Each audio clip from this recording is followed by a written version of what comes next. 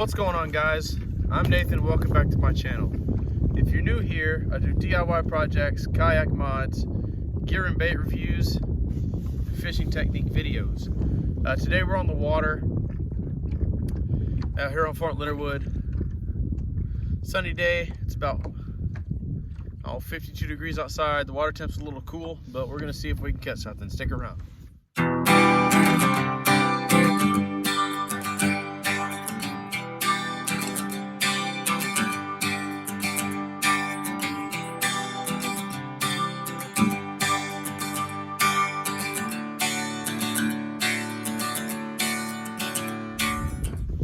Alright guys,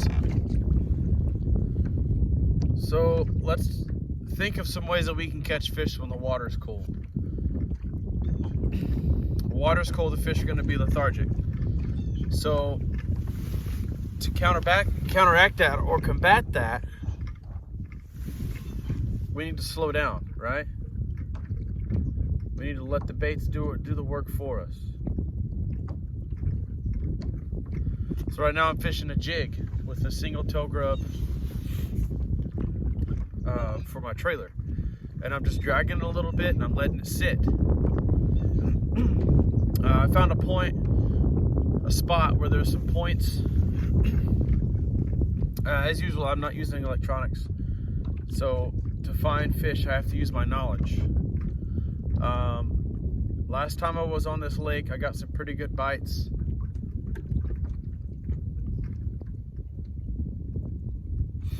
So we'll see what we can make happen. Some other things that work when the water's cold. Believe it or not, lipless crankbaits. So there's a couple different techniques you can use to fish them. Yo-yo is a good when the water's cold, because it gives it that, you pop it up and you just let it fall under its own weight, and then it dives quickly and the bass see it. If it's rather flashy, then it'll get their attention.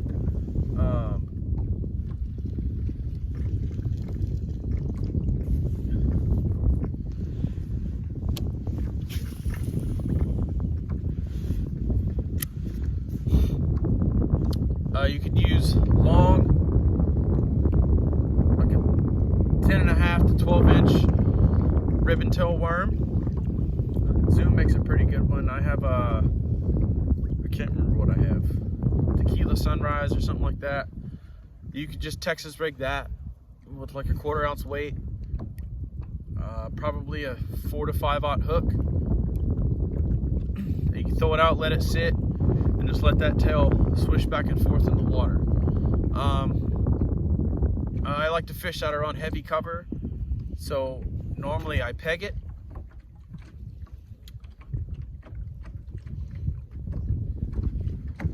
So we'll see. It's pretty windy out here today. I left my mic in the truck, so if you guys can't hear me, I apologize.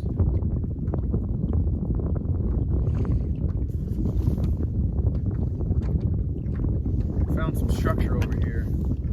I think it's just rocky bottom. We'll see. We'll see. So again, I'm just throwing this jig out. I'm letting it sink with the slack line, and then I'm just slowly dragging it back. So I'll drag it and I'll let it sit a little bit. Really with jigs, and when the water's cold, the slower the better. Fish are going into their fall transition, so they're starting to move deep to get ready for the winter. And then once winter hits, the only fish you'll catch are deep. Now remember, as the water gets colder, our presentation needs to get bigger. So instead of like a weightless fluke, you throw it out there, pop it back or whatever. In the winter, that's not going to work as well as a bigger bait. You can get a bigger fluke. Just for the fish to eat, the meal has to be worth it for the expenditure of the energy. Sounds behind me.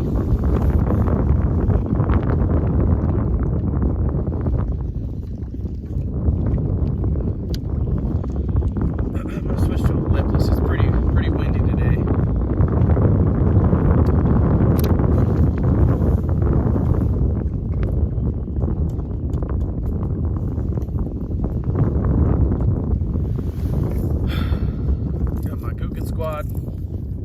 lipless crankbait. This thing's pretty good.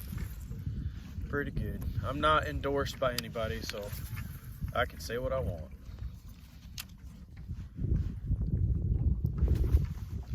So yo-yo, I'm gonna pick my rod tip up, I'm gonna let it sink. I'm gonna just repeat that process until I'm back at the boat.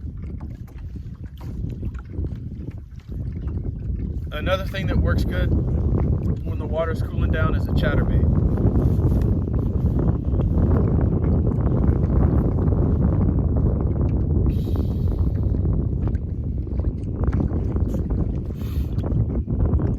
Chatterbaits are great because you can fish them on the bottom, you can reel them back, you can yo-yo it, they're extremely versatile. That's why it's one of my more favorite ways to fish. Alright, so let's talk about casting into the wind. When you cast into the wind, you want to keep the bait low, because you have a tendency to backlash. I'm pretty sure I just got hung up. We'll see.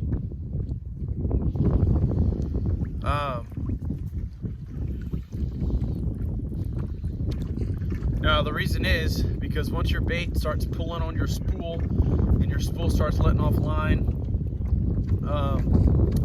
and then a gust of wind hits it that stops that bait or slows it down rapidly, which causes your spool to overspin. Gross.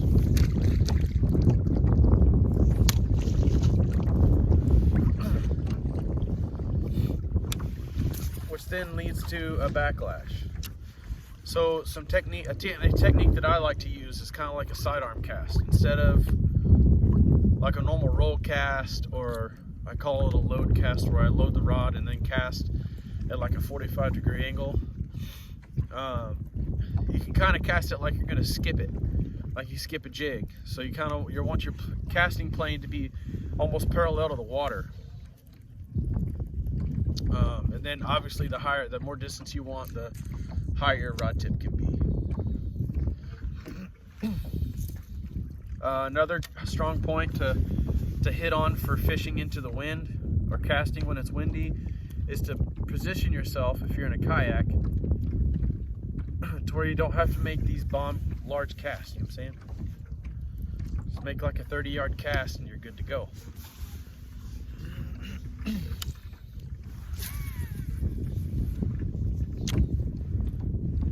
Now what I'm doing now is I'm running this lipless crankbait down a grass line and over a submerged limb.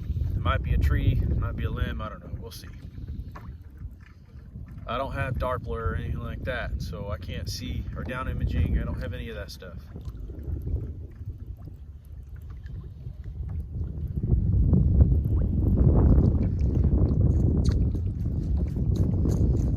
Some sludge over there, man.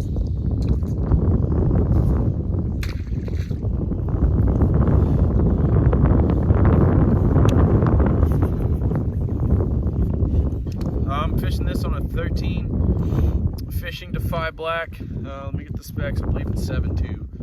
7.1 medium heavy fast action with a Shimano Corrado reel. Left-handed. It's the only left-handed reel I have.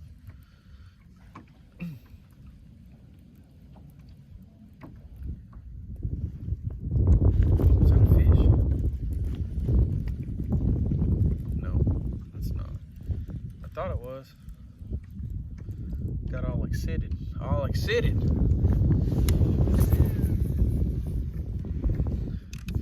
So, you notice my cast was not parallel, right? So let's say I just get back into casting like I normally do. One thing you can do is just have your thumb slightly on the spool to keep it from overspinning.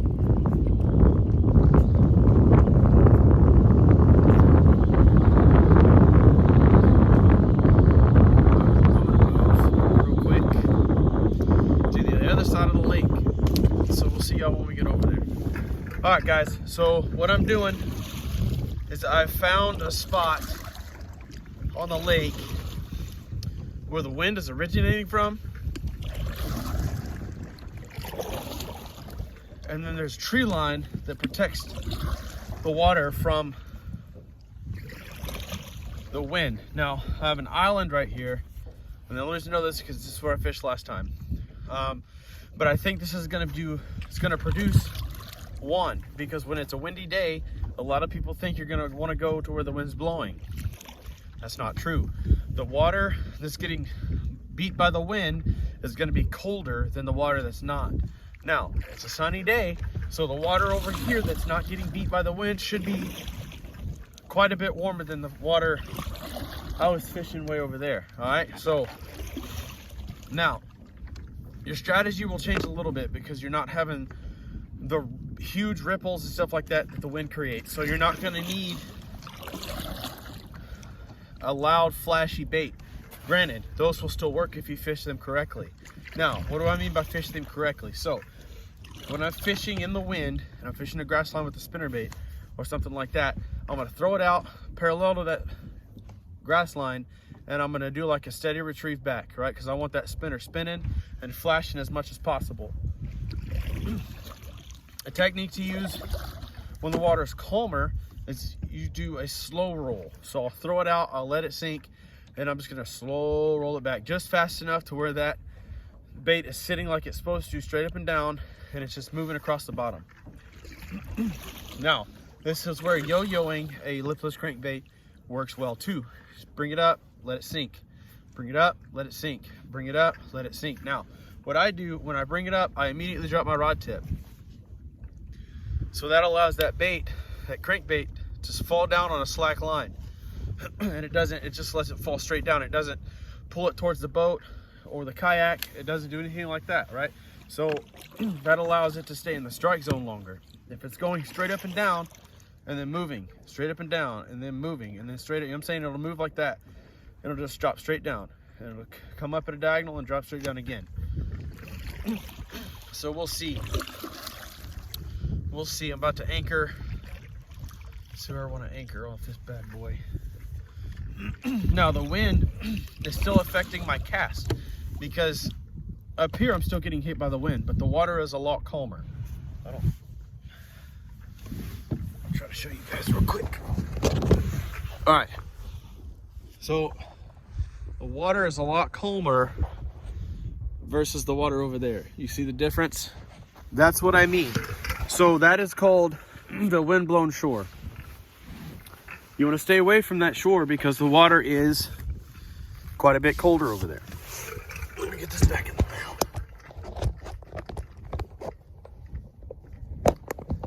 mail. Alright, so real quick, I'm thinking about doing a subscriber challenge.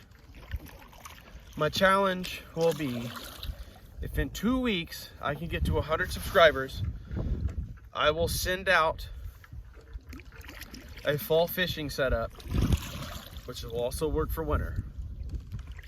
What you will get is a pack of hooks, a pack of tungsten bullet weights, a pack of pegs, and a pack of Zoom Tequila Sunrise Magnum ribbon tail worms.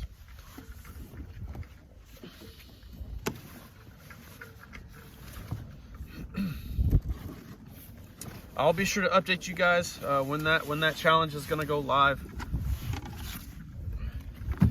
I'm already at 65 subscribers. I appreciate every single one of you guys. So I'm gonna anchor out right here. We'll see how deep it is. Oh, I'm there.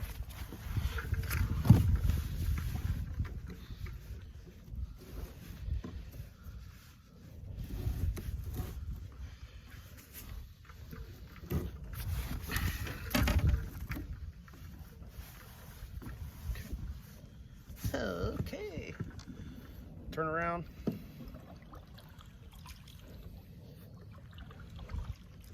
Pivot on that point. That should hold.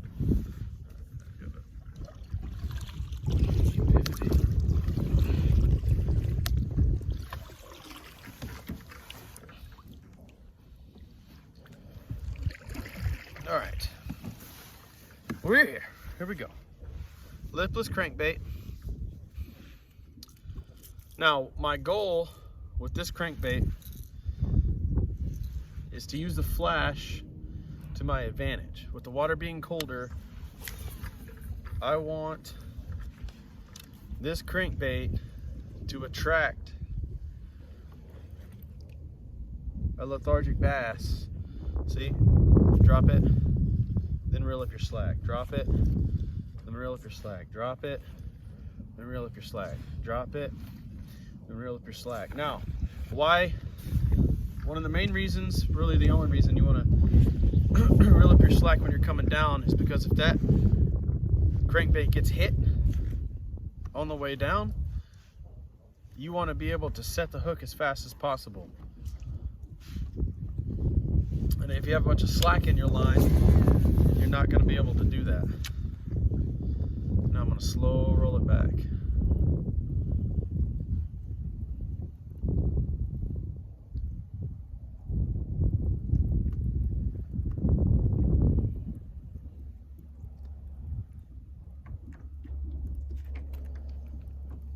A little faster than that. All right.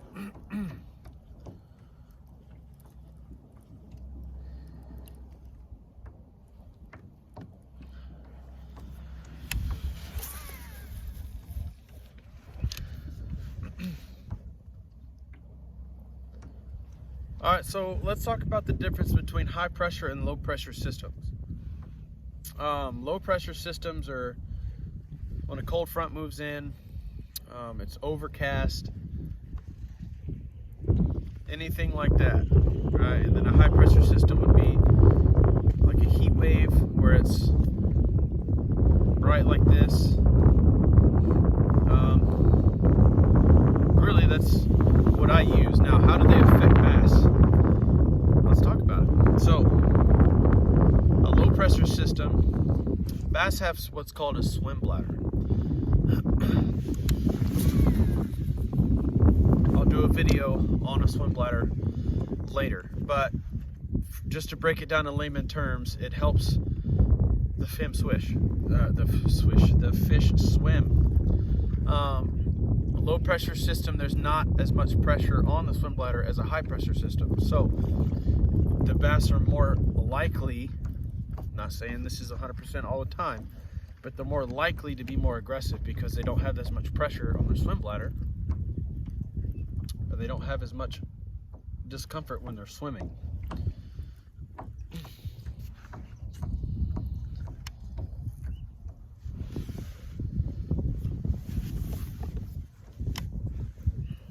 Treble hooks.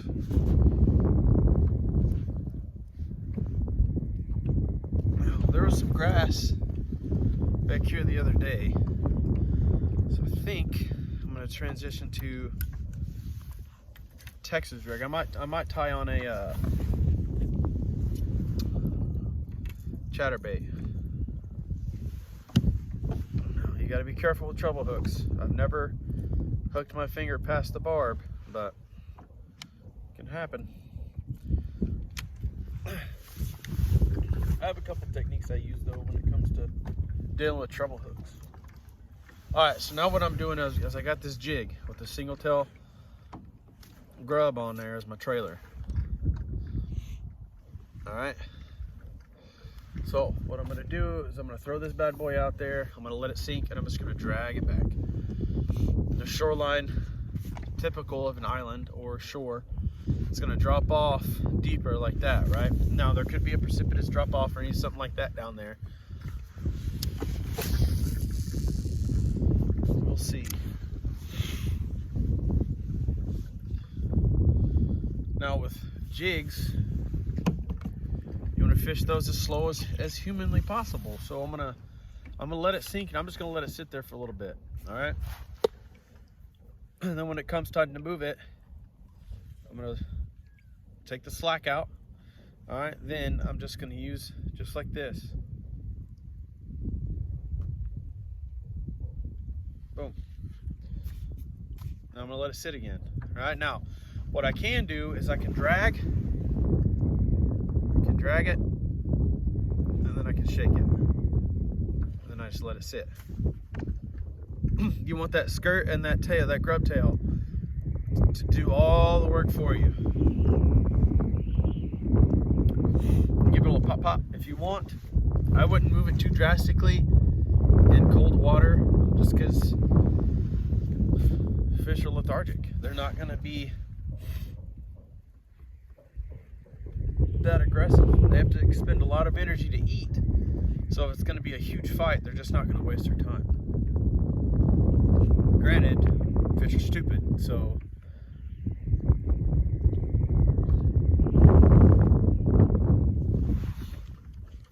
we as bass anglers give bass way too much credit.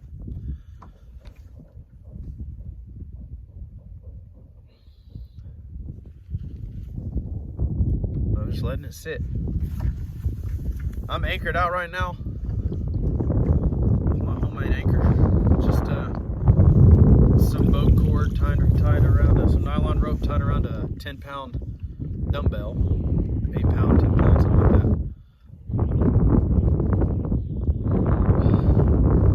Found some structure. This is another reason why I love fishing a jig, because it lets me know where the structure is, right? Bass hold off structure. That's the heck out of man.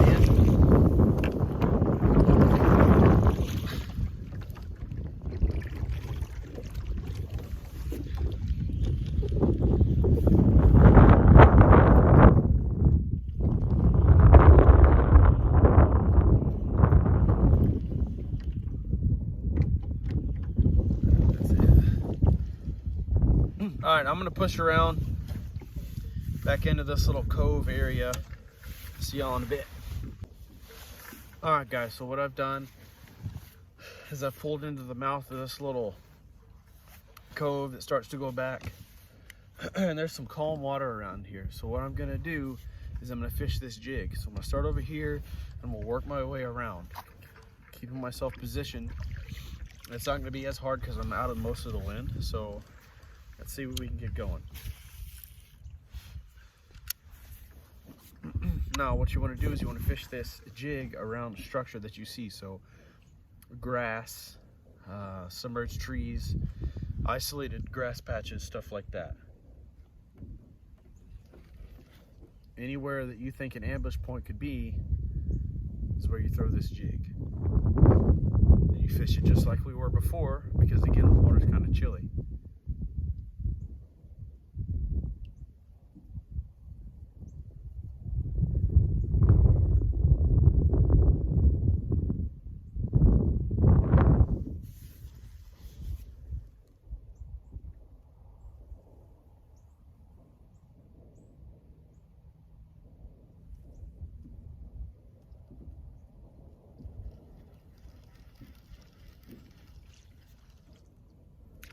I got a bite. All right, so another important thing to know about jigs. If you know who Gerald Swindle is, he's called the king of jigs. So Gerald says that anytime you feel a bite on a jig, you set the hook. Now, his explanation is rather simple. Fish don't have hands. How they tell what something is they're like children. They put it in their mouth. So any tick that you know is a bite and not you hitting structure, takes time to learn that. But once you get that down, any bite that you feel, you set the hook. And you set it hard. Well, guys, that's about all I got for you today.